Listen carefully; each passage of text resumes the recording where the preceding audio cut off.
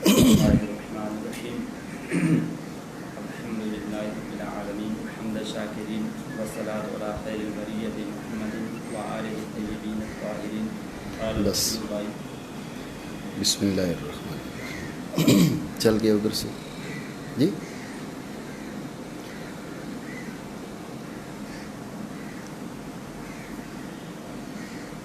किताबों की जो इब्तिदा बिस्मिल्लाह से है और अल्हम्दुलिल्लाह से है, ये अभ्यास चूँकि नई नहीं है, आप गुज़श्ता कुतुब में पढ़ते रहते हैं, इसलिए उसको दोहराने की हाजत नहीं है। एक चीज़ यहाँ पर बिलखुसूस देख लें कि मुसन्निफ़ रहमहुल्लाह ताला ने फरमाया अल्हम्दुलिल्लाहि रब्बिल आलमीन हम्दश शाकिरीन।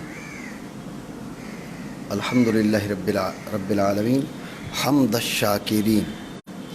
तो यानी वो हम्द करना चाह रहे हैं जो शाकिरीन वाली हम्द है।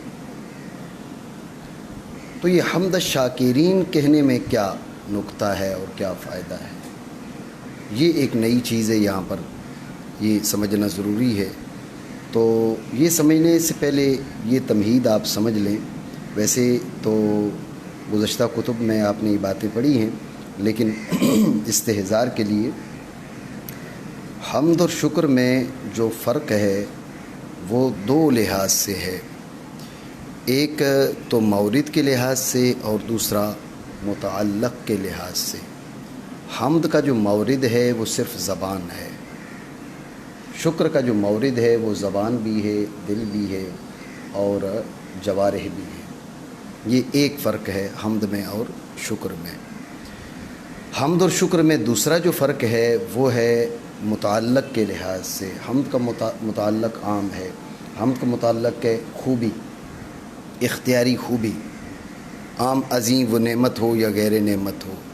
बरखिलाफ़ शुक्र के, शुक्र का जो मुतअल्लिक़ है वो भी खूबी है लेकिन वो नेमत हो, गैर नेमत के मुकाबले में शुक्र नहीं होता। तो ये दो फ़र्क हो गए हम्द में और शुक्र में। यानी हम्द मौरिद के लिहाज से अख़स है, मुतअल्लिक़ के लिहाज से आम है। शुक्र मौरिद के लिहाज से आम है, मुतअल्लिक़ के लिहाज से अख़स है। इस किस्म के जो उमूर होते हैं उनके बीच पाई जाने वाली निस्बत उमूम खुसूस मिन वजहिन की होती है। यानी एक मादा उनमें इज्तिमाई होता है, दो मादे इफ्तिराक़ी होते हैं। तो यहाँ पर इनके बीच एक मादा इज्तिमाई क्या है कि ज़बान से हो और नेमत के मुकाबले में हो। ज़बान से है तो हम्द है, नेमत के मुकाबले में है तो शुक्र भी है, ये मादा इज्तिमाई है। दिल से हो नेमत के मुकाबले में, जवारिह से हो नेमत के मुकाबले में शुक्र है और हम्द नहीं है।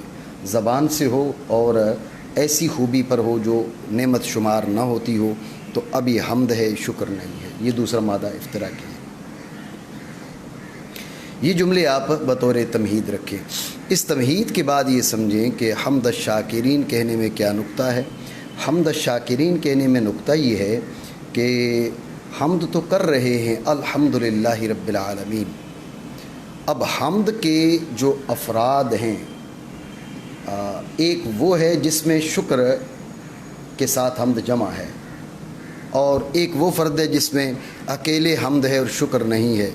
हर शख्स इस बात को बखूबी समझ सकता है कि जो मादा इज्तिमाई है वो मादा इफ्तिराक़ी से अबलग है। मादा इज्तिमाई मादा इफ्तिराक़ी से अबलग है। यानी हम्द भी हो शुक्र भी हो, ये उस हम्द से बेहतर है जो अकेले हम्द हो और उस शुक्र से बेहतर है जो अकेले शुक्र हो। जहाँ पर दोनों चीज़ें महान पाई जाएं वो यकीनन क्या है, मादा इफ्तिराक़ी से बेहतर है। इसलिए मुसन्निफ़ रहमहुल्लाह ताला ने उस हम्द का इंतखाब किया जो हम्द का मादा इज्तिमाई है। तो कहा अल्हम्दुलिल्लाहि हम्द शाकिरीन, वो हम्द कर रहे हैं जो शाकिरीन की हम्द है। मादा इज्तिमाई को इख्तियार करने के लिए इन्होंने हम्द शाकिरीन का इजाफ़ा किया। बात समझे।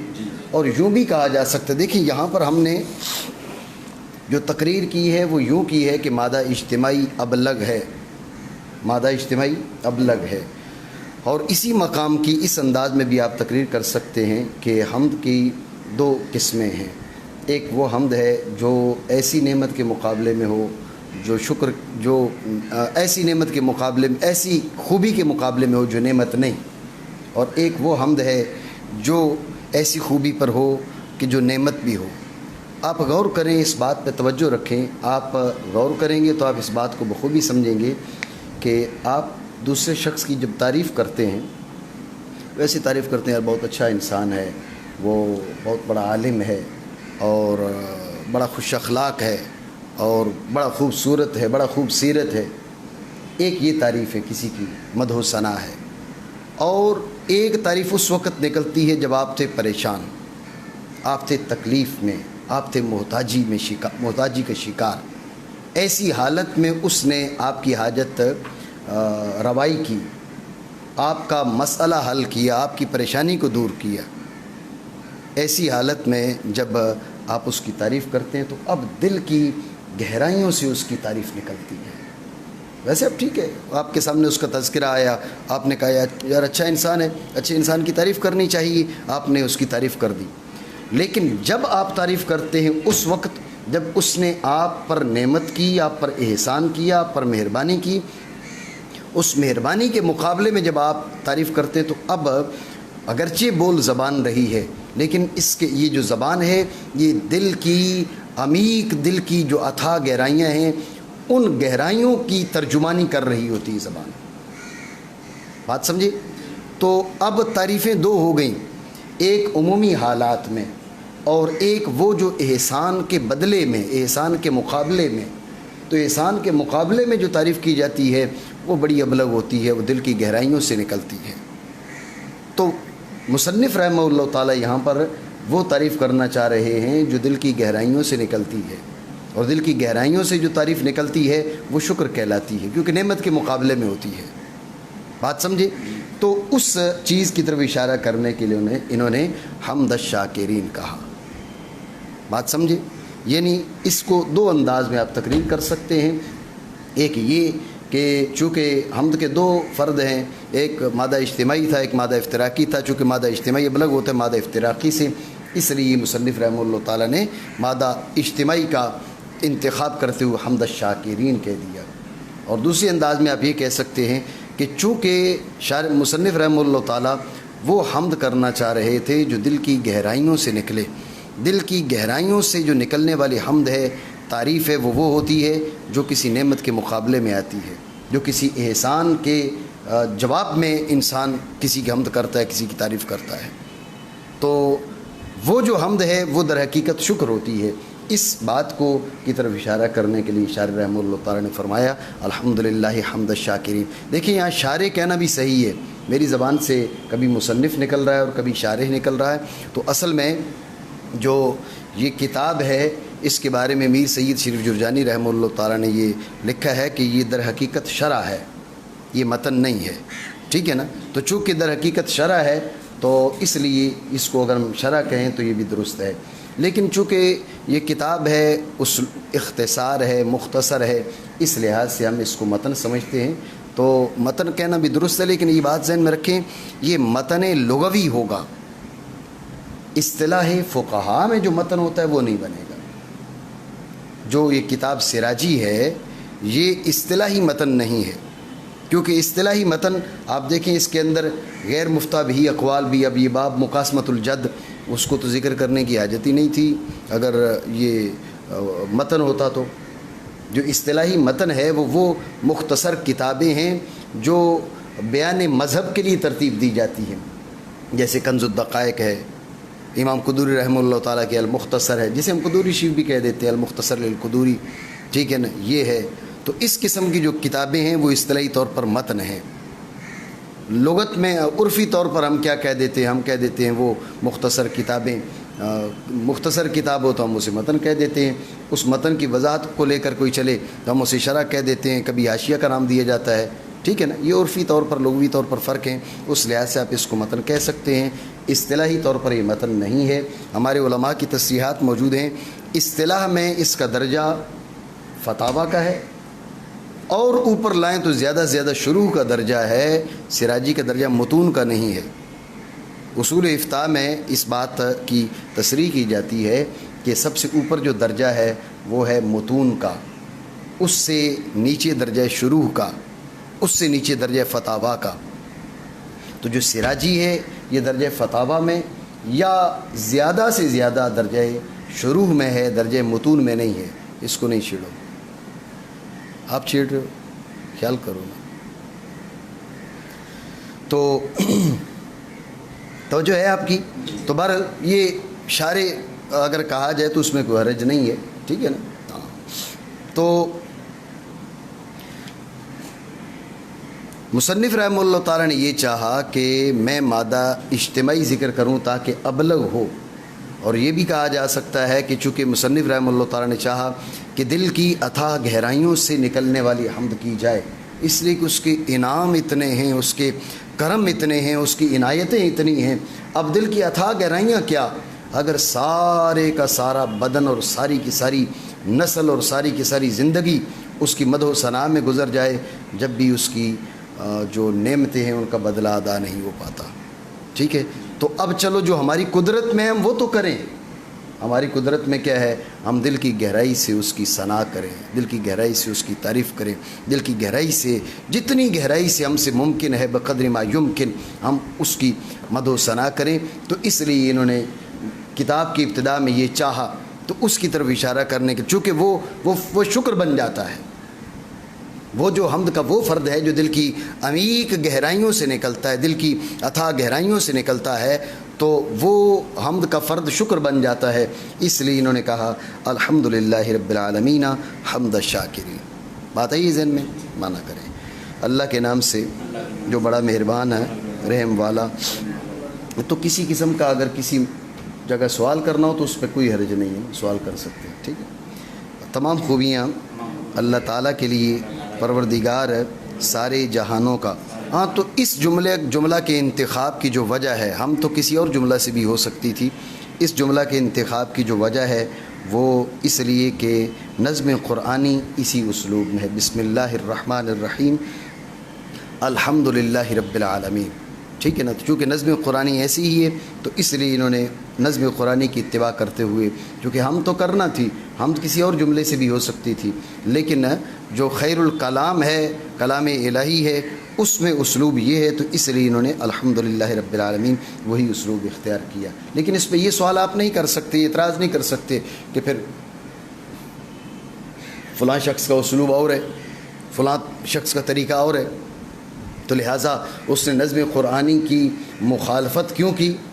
تو اصل میں بات یہ کہ جو انتخابات ہوتے ہیں، جو رجحانات ہوتے ہیں، نظم قرآنی ہمیں یہ نہیں فرماتا کہ جس انداز میں قرآن عظیم کی ابتدا ہے آپ اپنی تمام تر کتابوں کی ابتدا ویسے کریں. قرآن اس کا پابند نہیں کرتا، بات ذہن میں رکھیں.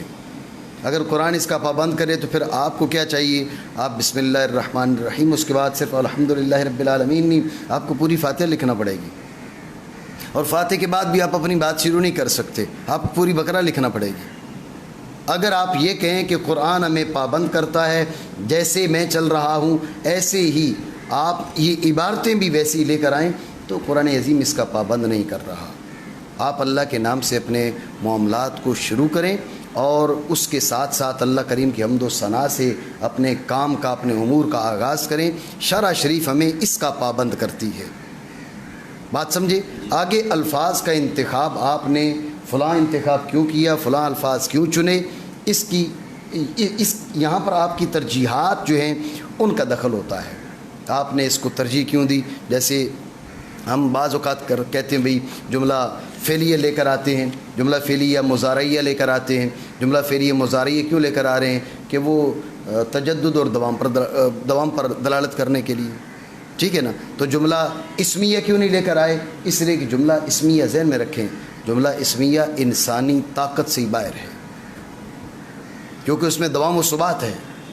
تو دوام و ثبات انسانی طاقت میں کہاں ہے، سمجھے بات کو. تو مخلوق کی طاقت میں ہی نہیں ہے دوام و ثبات. حمد و ثنا اس انداز میں ہو جس میں دوام و ثبات ہو، تو یہ انسانی طاقت سے باہر ہے. جب انسانی طاقت سے باہر ہے اس لیے جو ہے وہ انتخاب نہیں کیا. نہیں، ترجیحات ہیں، اسباب ہیں ترجیحات کے. تو جنہوں نے جملہ اسمیہ کا انتخاب کیا ان کے پاس بھی وجہ ہے. وہ کیا کہتے ہیں؟ وہ کہتے ہیں بھئی ہم صرف اپنی حمد کی بات نہیں کر رہے، ہم کہتے ہیں حمدیں ہمیشہ ہمیشہ کے لیے لگاتار مالک کریم جل وعلا کے لیے ہیں، چاہے وہ خلائق کی جانب سے ہوں یا خود خالق کی جانب سے ہوں، ٹھیک ہے؟ تو ہمارے بس میں نہیں ہے نا دوام و ثبات، اس کی تو زیر قدرت ہے، اس لیے ہم اس کی حمدوں کا بھی ساتھ ذکر کر رہے ہیں۔ یا دوسری وجہ جس کا میں نے یہاں پر ذکر کیا کہ اللہ رب العالمین کی جو کلام ہے اس کی اتباع میں انہوں نے کیا کیا؟ الحمدللہ رب العالمین کہا۔ بات ہے یہ ذہن میں، تو یہ بات ذہن میں رکھیں کہ یہ اعتراض نہیں کیا جا سکتا کہ جب نظم قرآنی ہے الحمدللہ رب العالمین تو پھر سب کو چاہیے کہ اسی انداز میں اپنی کتابوں کی، اپنے معاملات کی ابتدا کریں، تو جو اسلوب بدلتے ہیں وہ نظم قرآنی کی مخالفت کرتے ہیں، یہ بات نہیں ہے۔ بات ہے قرآن عظیم نے اس چیز کا پابند ہی نہیں کیا، شرع شریف نے اس چیز کا پابند کیا، اپنے معاملات کو ذات باری عز اسمہ کے ذکر سے، نام سے، حمد سے شروع کیا جائے، بس اس کی پابندی ہے۔ آپ کس انداز میں آپ کہتے ہیں اللہ بسمک اللہم، مقصد پورا ہو جائے گا، اگرچہ بہتر طریقہ یہ ہے کہ جو اسلامی طریقہ ہے وہ ہے بسم اللہ الرحمن الرحیم، یہ طریقہ اختیار کیا جائے، اور بسم اللہ الرحمن الرحیم کے ضمن میں حمد ہو جاتی ہے، آپ آگے حمد ذکر نہ بھی کریں تو جب بھی معاملہ چل جائے گا، بات بن جائے گی۔ آپ دیکھ لیں نا صحیح بخاری کو دیکھ لیں، وہاں پر تو انہوں نے الحمدللہ رب العالمین نہیں کہا، اور امام بخاری رحمہ اللہ تعالیٰ کی اکثر کتب کا یہی حال ہے کہ آپ بسم اللہ شریف سے ابتدا کرتے ہیں، اس کے بعد جو اپنے معاملات میں شروع ہو جاتے ہیں۔ تو آپ امام بخاری پر اعتراض نہیں کر سکتے کہ انہوں نے کتاب کی ابتدا اللہ کے حمد و ثنا سے کیوں نہیں کی، اس لیے کہ بسم اللہ شریف کی ضمن میں حمد آ چکی ہے، آپ سمجھ رہے ہیں؟ تو بسم اللہ شریف کی ضمن میں حمد آ چکی ہے، اور یہ بھی آپ کہہ سکتے ہیں کہ شرع شریف نے ہمیں پابند بنایا ہے کہ ذکر الہی سے، حمد الہی سے اپنے معاملات کی ابتدا کرنا، اس کا پابند نہیں بنایا کہ لکھ کر کریں، لکھنے کی پابندی نہیں ہے، بس دل میں بسم اللہ پڑھی، زبان سے پڑھی، اس کے بعد آپ بسم اللہ اور الحمدللہ لکھے بغیر آپ کتاب کی ابتدا کر لیں تو جب بھی آپ پر اعتراض نہیں کیا جا سکتا۔ یہ اعتراض بھلے کیا جائے کہ آپ نے جو اسلوب متعارف ہے اس کی خلاف ورزی کی، اس کی خلاف ورزی پر جو حکم لگے وہ ایک الگ مسئلہ ہے، لیکن شرع شریف کی جو پابندی ہے اس کی خلاف ورزی کا آپ پر یہ اعتراض نہیں کیا جا سکتا۔ بات سمجھے نہیں سمجھے؟ تو بہرحال ہم بات ہی کر رہے تھے کہ الحمدللہ رب العالمین اس جملے کے انتخاب کا باعث ہے نظم قرآنی کی اتباع، وخیر الکلام کلام اللہ تعالی، سب سے بہتر چونکہ کلام وہ ہے تو اس کی اتباع میں اب مزید کوئی وجہ ہونا ضروری نہیں ہے، اسی کی اتباع یہ بہت بڑی وجہ ہے کہ انہوں نے مصنف رحمہ اللہ تعالیٰ نے اپنی کتاب کی ابتدا اس انداز سے کی ہے۔ ٹھیک ہو گیا؟ رہی بات آگے حمد الشاکرین کہنا، اس کی وجہ میں آپ کو بتا چکا، ٹھیک ہو گیا؟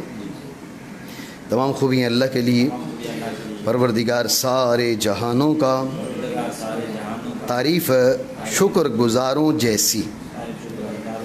آپ جانتے ہیں کہ جو عنایتیں ہیں، جو کرم ہے اس کریم جل وعلا کا، وہ بوسیلہ مصطفیٰ ہے، بوسیلہ سید الانبیاء ہے، تو اس لیے حمد الہی بھی ضروری ہے، شکر الہی بھی ضروری ہے، اور شکر مصطفیٰ بھی ضروری ہے۔ اس وجہ سے ہمارے علماء جب اپنی مصنفات کی ابتدا کرتے ہیں تو بسم اللہ الحمدللہ کے ساتھ ساتھ نبی اکرم رسول محتشم صلی اللہ تعالیٰ علیہ وسلم کی ذات والا پر درود و سلام کا نذرانہ بھی پیش کرتے ہیں، اس لیے انہوں نے کہا والصلاۃ علی خیر البریۃ الی آخرہ۔ ٹھیک ہو گیا؟ ہاں، تو یہ آپ سوال کر سکتے ہیں، یہ بات تو واضح ہے چونکہ اس پہ گفتگو ہوتی رہتی ہے، اس لیے میں مزید تفصیل میں نہیں جانا چاہوں گا۔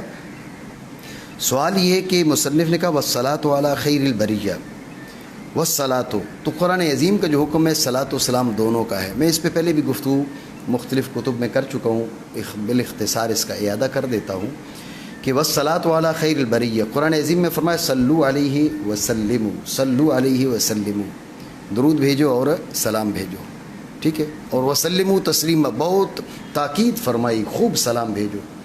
تو مصنف رحمہ اللہ تعالیٰ نے والصلاۃ فرمایا، سلام نہیں بھیجا، یہ اعتراض ہے مصنف پر، ٹھیک ہے۔ تو اس اعتراض کو جو ذکر کیا جانا ہے اس کی ایک وجہ تو یہ ہے کہ چونکہ اس کا اعادہ ہو جائے، اور اگر کوئی بات ذہن میں نہیں ہے تو آپ کو دوبارہ مستحضر ہو جائے، اور دوسری وجہ اس چیز پر تنبیہ بھی میں کرنا چاہوں گا کہ مفاہیم اسلامیہ کی غلط تشریحات شروع کر دی گئی ہیں۔ اس چیز کو آپ ذہن میں رکھیں. ان غلط تشریحات کے کئی اسباب ہیں. میں سمجھ رہا ہوں کہ بنیادی جو سبب ہے ان غلط تشریحات کا، وہ جو فہم مقاصدی ہے شرع شریف کا، وہ مفقود ہو چکا ہے. میں یہ نہیں کہوں گا کہ بھائی کوئی نہیں جانتا، معاذ اللہ ایسی کوئی بات نہیں ہے.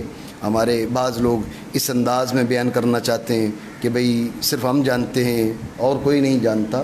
ایسی بات نہیں ہے. اللہ رب العالمین نے اس زمین پر ایسے اہل علم رکھے ہیں جو شرع شریف کے فہم مقاصدی سے بہت اچھی طرح وہ اس فہم مقاصدی کے حامل ہیں. لیکن اس وقت جو اکثریت ہے علماء کہلانے والوں کی، اکثریت، اس پہ یہ یقینی، اس میں کسی طرح کا کوئی مبالغہ نہیں ہے. اکثریت وہ کثرت فی نفسہ ہی بھی ہے اور بمقابلۃ الغیر بھی ہے. اتنے زیادہ، یعنی اکثر جو اہل علم کہلاتے ہیں وہ فہم مقاصدی سے بالکل غافل ہیں، خبر ہی نہیں ہے. اور چند ایک چیزیں، تھوڑی بہت چیزیں ہم جو ہے وہ فقہ کی ہم رٹ لیتے ہیں. بالخصوص یہ تھوڑی بہت جو فقہ جاننے والے ہوتے ہیں نا، اللہ رب العالمین ہدایت عطا فرمائے، یہ سمجھتے ہیں کہ کسی کو کچھ آتا ہی نہیں ہے. تو اب جو ہے نا یہ باقی سب کو جاہل سمجھیں گے، اپنے آپ کو 2-4 کتابوں کا رٹا لگا لیتے ہیں. بلکہ 2-4 کتابوں کا رٹا بھی نہیں لگاتے. وہ 2-4 کتابوں کا، اب دیکھیں نا فقہ کی کتنی کتب کے اندر کتنے ابواب کے اندر کتنے فصول. اب یہ کتاب الطلاق کے چند مسائل آ گئے ہیں، کتاب الصلاۃ کے چند مسائل آ گئے ہیں. بس تھوڑے بہت جو ہے وہ صیام اور یہ نہیں عبادات میں سے کچھ، حج کے مسائل آتے ہی نہیں ہیں ان کو، ٹھیک ہے نا. ادھر طلاق نکاح کے تھوڑے سے مسائل، ادھر تھوڑے سے مسائل. یعنی کتب فقہ جو ہے، جو فقہ ہے، فقہ ہی کی ساری کتابوں کے ایک جگہ پر، بات میری طویل ہو جائے گی. ایک جگہ میں موجود تھا، میرے کچھ شاگرد بھی موجود تھے، تو ایک صاحب کو میں نے سنا، وہ کہنے لگے جی علماء کے ساتھ وہ ایسا کرتے، اپنی بات انہوں نے کی. تو مجھے بہت بات بری لگی. میں نے کہا جو حاضرین تھے وہ سارے علماء تھے. میں نے کہا آپ یہ مجھے بتائیں کہ آپ میں سے کون ہے جو کتب فقہ، ہمارے فقہ کے اندر جو کتب ہیں ان کی ترتیب یا ان کے جو نام ہیں، جو ان کے عناوین ہیں، جو تراجم ہیں، آپ میں سے کس کو آتے ہیں؟ تو جواب میں سارے خاموش تھے. آپ یقین کریں، جواب میں سارے خاموش تھے. میں نے کہا ہم اپنے آپ کو نہ جانے کیا سمجھنے لگ گئے ہیں. ہمارے اکابر جو اسلاف ہیں ان کا طریقہ کیا تھا؟ ان کا طریقہ یہ تھا، سب کچھ جانتے ہوئے بھی اپنے آپ کو انتہائی کم علم سمجھتے ہیں، اور ہم انتہائی کم علم کیا بلکہ جاہل قسم کے ہم لوگ ہیں. اس کے باوجود ہم نہ جانے اپنے آپ کو کیا سمجھتے ہیں، اور تھوڑا بہت درس نظامی کے ساتھ تھوڑی سی واقفیت ہو جاتی ہے اور ہم سمجھتے ہیں کہ بھئی یہ درس نظامی نے ہمیں آسمانوں سے اوپر نکال دیا ہے. تو بہرحال یہ بات ذہن میں رکھیں کہ یہ جو تشریحات ہیں اور مفاہیم اسلامیہ ہیں، ان کی غلط تشریحات ہو رہی ہیں، اور نااہل لوگ کیا ہے وہ بڑی سیٹوں پر بیٹھ گئے ہیں. نااہل لوگ بڑی سیٹوں پر بیٹھ گئے ہیں. میں کسی میں شخصی مخالفت کا قائل نہیں ہوں. نظریات اور ان چیزوں کا رد اور ابطال کیا جاتا ہے، نہ کہ شخصیات کا. تو اس لیے میں کسی کا نام نہیں لینا چاہوں گا. آپ یہ بات دیکھ لیں کتنے نااہل ہیں بڑی سیٹوں پر بیٹھے ہوئے. یعنی فتویٰ دینے کا ان کی جانب سے تصور بھی نہیں ہونا چاہیے، اور وہ بیٹھ کے فتوے دے رہے ہیں. جب وہ بیٹھ کے فتوے دے رہے ہیں تو ایسے لوگ کیسے اسلام کی اور شرع شریف کی درست ترجمانی کر سکتے ہیں؟ بہت بڑی خرابی پیدا ہو گئی ہے. تو یہاں پر جو ہے جو بات بتانا مقصود ہے وہ اصل میں میں نے ایک خطیب صاحب سے سنا، وہ درود ابراہیمی کو کہ پڑھنے کو غلط کہہ رہے تھے. جو بھائی درود ابراہیمی پڑھنا غلط ہے. بھائی کیوں غلط ہے؟ کہہ رہے تھے بھائی نماز کے اندر تو جائز ہے، اس لیے کہ اللہ رب العالمین نے فرمایا سلو سلمو، دونوں حکم فرمائے. تو اب نماز میں آپ پہلے سلمو کہہ چکے ہوتے ہیں، تو بعد میں درود ابراہیمی پڑھ لیں تو سلو پر بھی عمل ہو گیا. تو لہٰذا نماز میں تو درود ابراہیمی جائز ہے، اس کے علاوہ جائز نہیں ہے، کیونکہ اس کے علاوہ آپ جب درود ابراہیمی پڑھتے ہیں تو سلو پہ عمل ہو گیا، سلمو پہ عمل نہیں ہوا. تو لہٰذا درود ابراہیمی پڑھنا جائز ہی نہیں ہے. مطلب آپ دیکھیں کتنی بڑی جہالت ہے. وہ صیغہ صلاۃ کے جو جناب رسول اللہ صلی اللہ تعالیٰ علیہ وسلم سے کی زبان اقدس سے صادر ہوا اور باسانید صحیحہ آپ علیہ الصلاۃ والسلام سے مروی ہے، اس کو تو افضل الصیغ ہونا چاہیے، نہ کہ آپ یہ کہیں بھئی یہ جائز ہی نہیں ہے۔ یہ سارے کا سارا کیا ادھر بھابی کہتے ہیں جی الصلاۃ والسلام علیکہ یا رسول اللہ پڑھنا جائز نہیں ہے، تو اب رد عمل کے طور پہ انہوں نے کہا بھئی تم جو صیغہ صلاۃ کے تو وہ بھی جائز نہیں ہے، یعنی وہ الصلاۃ والسلام علیکہ یا رسول اللہ کو غلط کہہ کے انہوں نے غلطی کی، اور انہوں نے جو ہے وہ مقابلے میں جو ہے نا درود ابراہیمی کو غلط کہہ کے انہوں نے غلطی کی، تو یہ بہت بڑی جہالت ہے۔ تو اس لیے یہاں پر میں نے یہ سوال اٹھایا کہ جب اللہ رب العالمین نے فرمایا سلو اور سلمو، تو مصنف رحمہ اللہ تعالیٰ نے صرف سلو پر عمل کیا، سلمو پر عمل کیوں نہیں کیا؟ سمجھے یہ سوال ہے۔ تو اس کا ایک جواب تو یہ ہے کہ بعض نسخوں میں والصلاۃ ہے اور بعض نسخوں میں والصلاۃ والسلام ہے۔ تو مصنف رحمہ اللہ تعالیٰ نے جو نسخہ مصنف رحمہ اللہ تعالیٰ کی جانب سے جو نسخہ تحریر کیا گیا، جو کتابت کی گئی، اس میں والصلاۃ والسلام دونوں تھے۔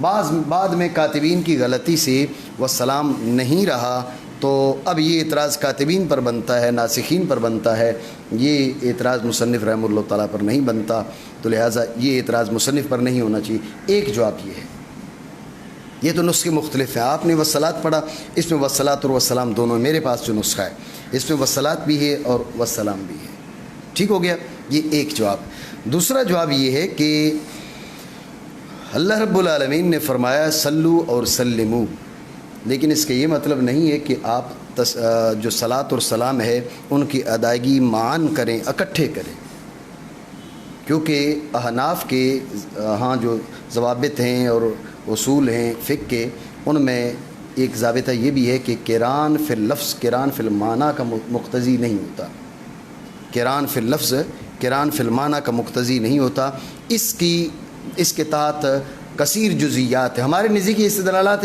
فاسدہ میں سے جو لوگ کہتے ہیں قران فی اللفظ قران فی المعنی کا مقتضی ہوتا ہے، ہم ان پر رد کرتے ہیں، واقیموا الصلاۃ وآتوا الزکاۃ، ٹھیک ہے، اللہ رب العالمین نے صلاۃ اور زکوٰۃ کو اکٹھے ذکر کیا، اب صلاۃ اور زکوٰۃ کو اکٹھے آپ کیسے ادا کریں گے؟ اور بے شمار ایسے لوگ ہیں جو نماز ادا کرتے ہیں ان پر زکوٰۃ لازمی نہیں ہے، تو اگر آپ کہہ رہے ہیں قران فی اللفظ قران فی المعنی کا مقتضی ہے، تو پھر جو ہے صلاۃ اور زکوٰۃ اکٹھے ہی ادا ہوں تو مقبول ہونے چاہیے، ورنہ مقبول ہی نہیں ہونے چاہیے، بات سمجھے؟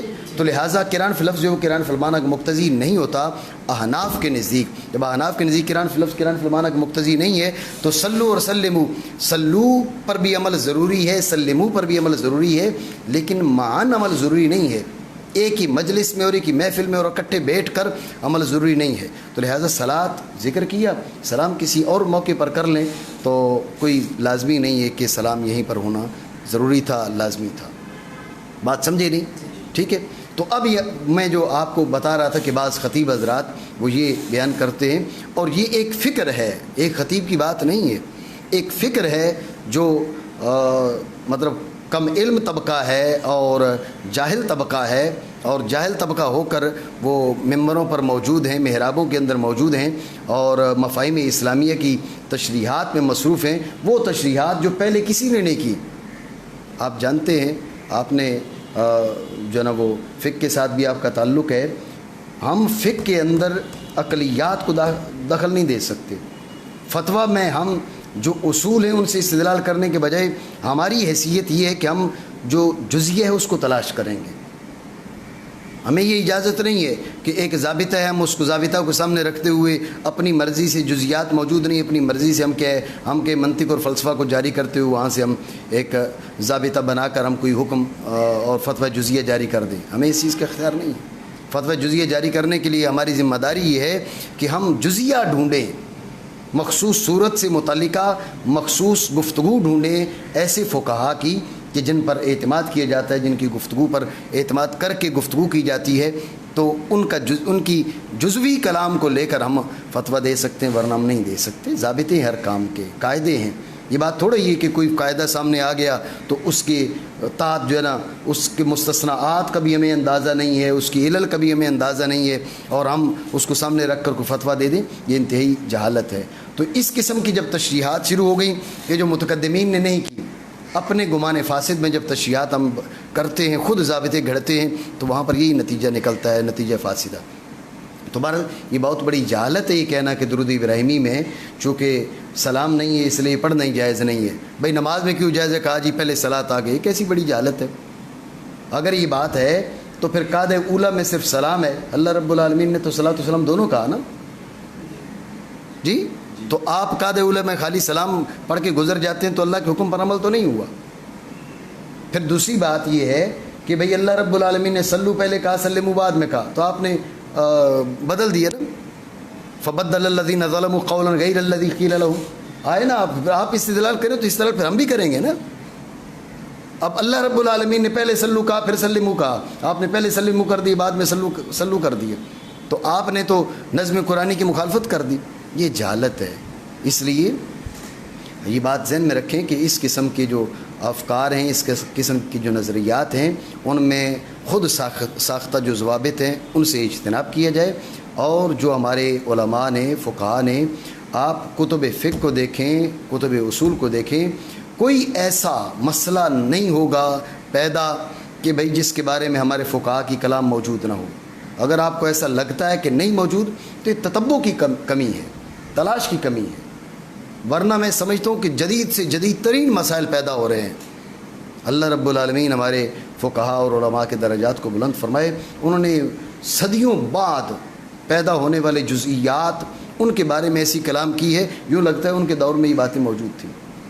آج کل ایسے جدید مسائل سامنے آ رہے ہیں کہ جن کو دیکھ کر یقین کرنا پڑتا ہے کہ یہ لوگ تائید الہی سے معید تھے، انہوں نے کام کیا نہیں ہے کہ ان سے اللہ رب العالمین نے کرایا ہے۔ انا نحن نزلنا الذکر وانا لہ لحافظون، اس کی تجلیاں نظر آتی ہیں۔ تو بہرحال بات یہ کر رہے تھے بھئی اللہ رب العالمین نے صلاۃ اور سلام دونوں فرمائے، تو یہاں پر صرف صلاۃ کیوں؟ تو اس کا ایک جواب یہ ہے کہ یہ نسخہ ہے، نسخے کی بعض نسخوں میں صلاۃ اور سلام دونوں ہیں، تو لہٰذا یہ اعتراض کاتبین اور ناسخین پر بنے گا، یہ اعتراض مصنف پر نہیں ہے۔ اور دوسرا جواب یہ ہے کہ اللہ رب العالمین نے صلاۃ اور سلام دونوں فرمایا، لیکن قران فی لفظ جو قران فی المعنی کا مقتضی نہیں ہوتا، تو ضروری نہیں کہ جہاں پر صلاۃ ہو وہاں پر سلام کا وجود بھی لازمی ہو۔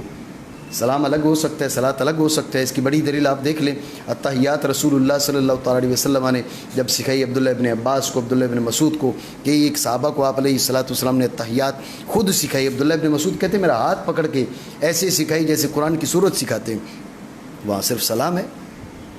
قرآن عظیم میں صلاۃ و سلام دونوں ہے، تو رسول اللہ صلی اللہ تعالیٰ علیہ وسلم نے صرف سلام سکھایا۔ بعد میں جب پوچھا گیا یا رسول اللہ سلام کا تو پتہ چل گیا، اب صلاۃ بھی سکھا دیں، تو آپ علیہ الصلوۃ والسلام نے جواب میں صلاۃ کی تعلیم بھی فرما دی۔ بات سمجھے؟ مانا کریں۔ اور رحمت ہو اور سلامتی ہو مخلوق میں سے سب سے بہتر پر، ہاں بریہ فعیلہ ہے مراد خلق، یعنی اعلیٰ خیر الخلق، سب سے بہتر، مخلوق میں سے سب سے بہتر جناب محمد صلی اللہ تعالیٰ علیہ وسلم۔ ہاں تو دیگر بھی بعض کتب میں نے آپ کو بتایا کہ محمد یہاں پر صفت نہیں بن رہا، اول تو عالم ہے، العالم یوسف ولا یوسف بہی، موصوف بنتے ہیں صفت نہیں بنتے۔ ایک اور دوسری وجہ یہ ہے کہ جو صفت جو موصوف ہے، اگر خیر البریہ موصوف ہو تو موصوف کے لیے یہ لازمی ہے کہ وہ صفت سے عارف یا مساوی فی التعریف ہو، عارف یا مساوی فی التعریف ہو۔ اور خیر البریہ چونکہ مرکب اضافی ہے، مرکب اضافی تحقیق کے مطابق سارے جو معارف ہیں، ضمائر، اسماء اشارہ، اسماء موصولہ، اعلام وغیرہ، تمام معارف میں سے کمزور ترین یہ ہے معرفہ با اضافت۔ ٹھیک ہو گیا؟ معرفہ با اضافت جو ہے وہ معرفت میں سب سے کمزور ہے، سب سے ضعیف ہے۔ جب یہ خیر البریہ سب سے ضعیف ہے، محمد وہ علم ہے، خیر البریہ کیا ہے؟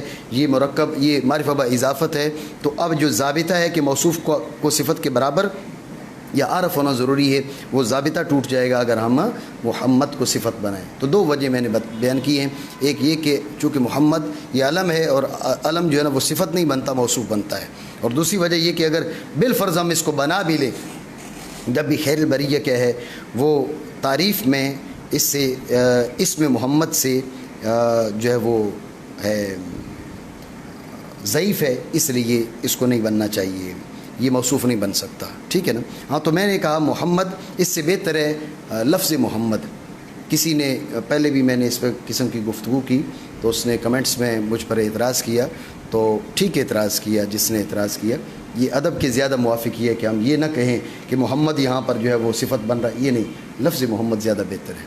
جو اعتراض درست ہے اس کو تو تسلیم کرنا چاہیے۔ یہ اصلاح کسی نے کی، بعد میں وہ کمنٹس کو ڈیلیٹ کر دیا گیا شاید اس وجہ سے، بھائی درست اعتراض کو بھی ہو سکتا ہے میں نہ مانوں، ایسی بات نہیں ہے۔ تو یہ ذہن میں رکھنا چاہیے کہ ہم انسان ہیں اور ہم تو یہ نہیں غلطی کر سکتے، ہم تو غلطی ہی کرتے ہیں۔ اس لیے جب آپ پر کوئی اعتراض کر رہا ہے تو اس کو کھلے دل سے سنیں، کھلے دل سے سنیں۔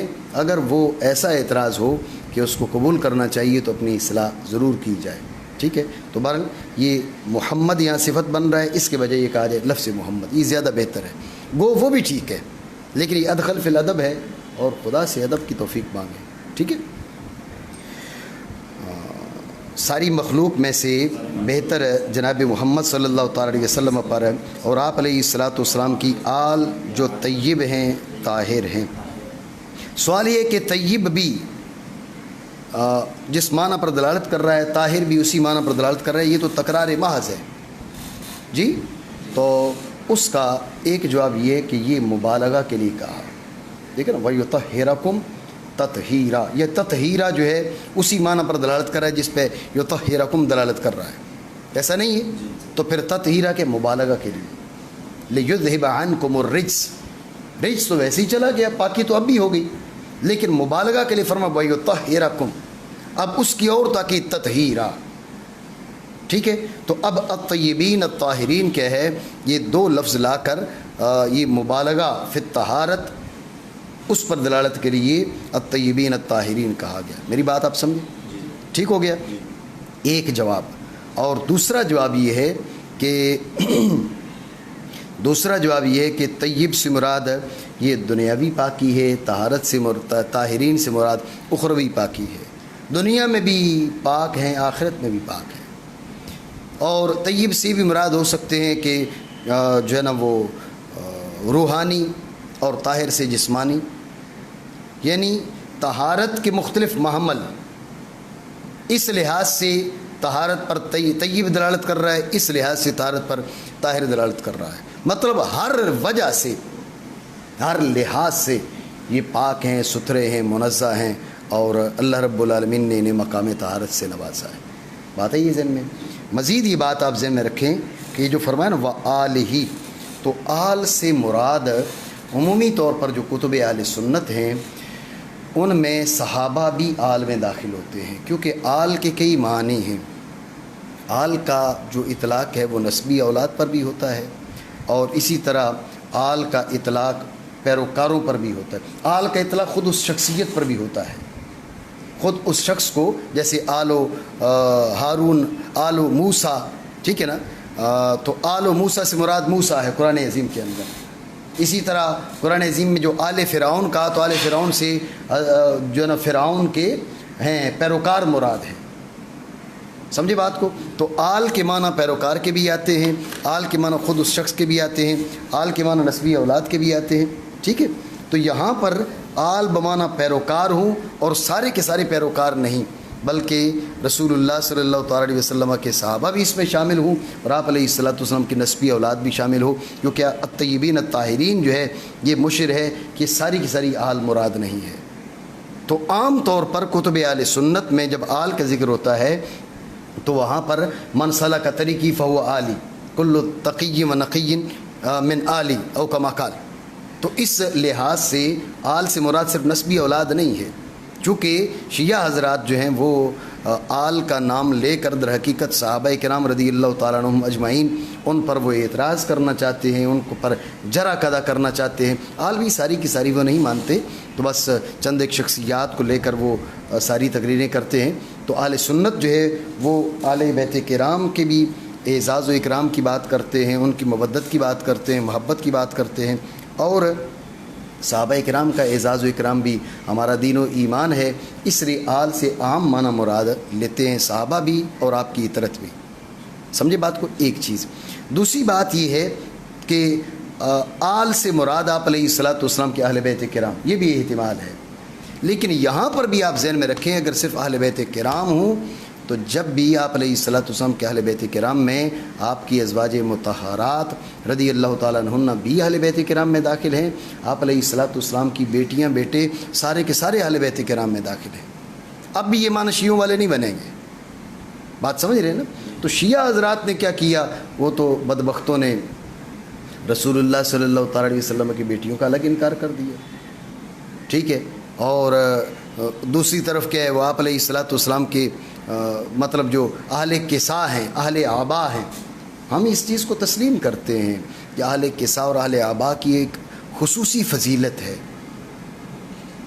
آپ علیہ الصلوۃ والسلام نے جن نفوس عالیہ کو چادر کے نیچے رکھا تو ان کی خصوصی فضیلت ہے، اس کا انکار نہیں ہے، لیکن آپ اہل کسا کی فضیلت کو ثابت کرنے کے لیے آپ رسول اللہ صلی اللہ تعالیٰ علیہ وسلم کی ازواج مطہرات کو اہل بیت کرام سے نکال دیں، یہ کہاں کی دانش مندی ہے اور یہ کہاں کا انصاف ہے؟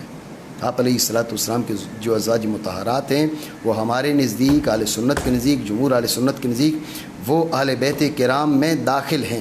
البتہ ایک اہل بیت کرام وہ ہیں کہ اہل بیت کرام بمانا جن پر زکوٰۃ اور صدقات واجبہ حرام ہیں، اس لحاظ سے ازواج مطہرات رضی اللہ تعالیٰ عنہن وہ اگر وہ داخل نہ ہوں اہل بیت کرام میں تو اس کا یہ مطلب نہیں ہے کہ وہ مطلقاً اہل بیت کرام میں داخل نہیں ہیں۔ اہل بیت کرام میں مختلف ہیں، ان کی حیثیات مختلف ہیں، رسول اللہ صلی اللہ تعالیٰ علیہ وسلم کی ازواج کی حیثیات مختلف ہیں، حضور کے جو خاندان ہے بنی ہاشم ان کے جو افراد ہیں ان کی حیثیات مختلف ہیں، آپ علیہ الصلوۃ والسلام کے نواسے ان کی حیثیات مختلف ہیں۔ تو یہ کہاں سے آپ نے بنا لیا کہ جن پر صدقہ حرام ہے صرف اور صرف وہی اہل بیت کرام ہیں، باقی کوئی اہل بیت کرام میں شامل نہیں ہے؟ ہاں، اہل بیت کرام کے بعض افراد ان کی حیثیت یہ ہے۔ تو دیکھیں اہل بیت کرام مختلف حیثیات سے آپ لیتے ہیں، اہل بیت کرام اس حیثیت سے کہ وہ اہل کسا ہیں۔ اب جناب رسول اللہ صلی اللہ تعالیٰ علیہ وسلم ہیں، سیدنا علی مولا علی مشکل کشا رضی اللہ تعالیٰ عنہ ہیں، حسنین کریمین رضی اللہ تعالیٰ عنہ ہیں، سیدہ طیبہ طاہرہ فاطمہ زہرا رضی اللہ تعالیٰ عنہ ہیں۔